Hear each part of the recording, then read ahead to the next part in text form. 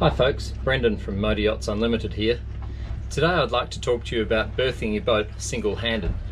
Now this is something that I often have to do. Being a boat broker, you're on and off different boats all the time, and sometimes you just don't have the crew.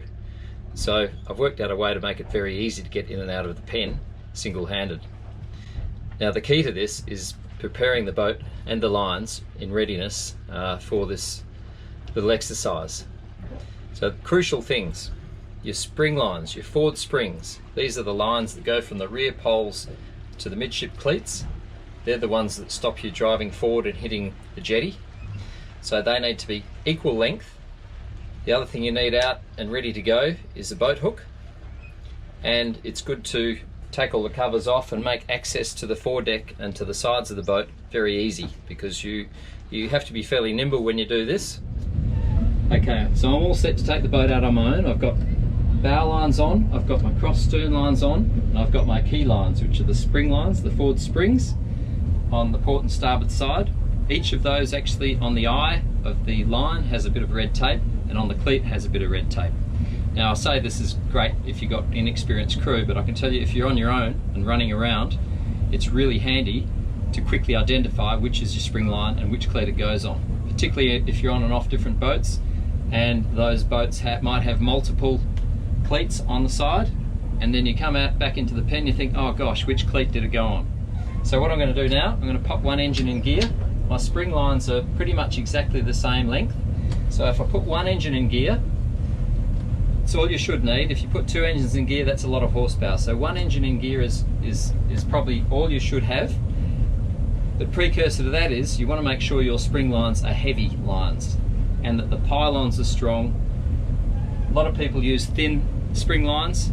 I say make them as heavy as your bow and stern lines. So in this case we've got probably 20-22 mil lines. And we're not a huge boat, so there's not a huge amount of horsepower when we're in idle. So we're in gear at the moment. Both springs have taken up. I'm going to race up to the bow now and drop the bow lines, and I'm going to drop the bow lines in a position that they're reasonably easy to pick up when I come back into the pen. Right, so the only lines I have left now are the two forward springs, which are stopping us hitting the jetty. One engine's still in gear.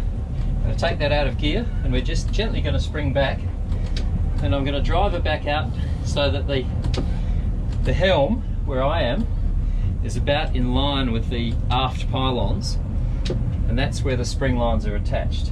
So what I want to do is sit the boat between those two lines, and I call that in a safe position. So we're not going forward, we're not going backwards, and I'm just going to quickly whiz around, take those spring lines off and hang them on the poles, so the springs are the last off and they're the first back on.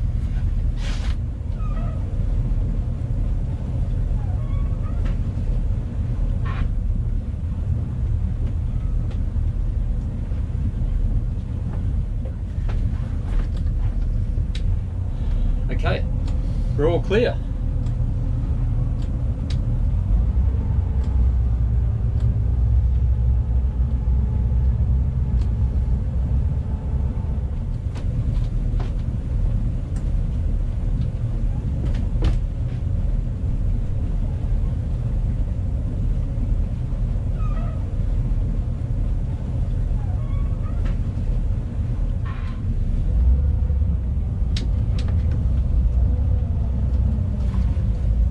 So we're going to go straight back into the pen now, and I'm going to do exactly the opposite, exactly the reverse of what I did before. So we're just going to nudge in, we're going to hold the boat about halfway in the pen. The neighbour's looking at me thinking, does he need a hand? In fact, I think he offered me a hand last time I did this. So I'm just going to hold it here. We're amidship, we've got the pylons either side of us. I'm now going to put the spring lines on. So I'll grab the boat hook on the way out. Hey Derek.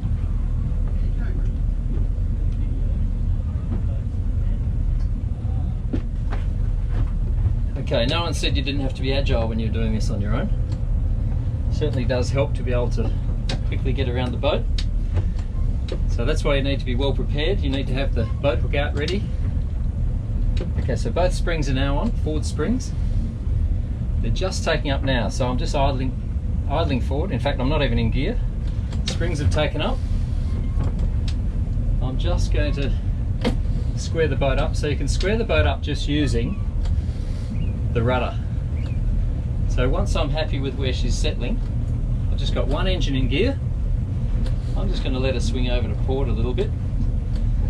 Okay, now I can go and get the other lines. I'll get a stern on first, and then I'll go and get the bow.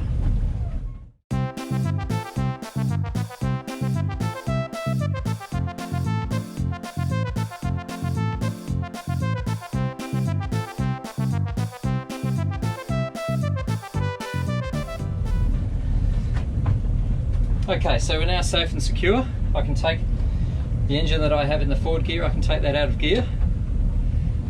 And in fact now I can switch it off, which I'm going to do. Got a bit of a puff actually. So look, conditions today are pretty good, so if there's wind in different directions that can make it very challenging, and sometimes you just can't do it on your own.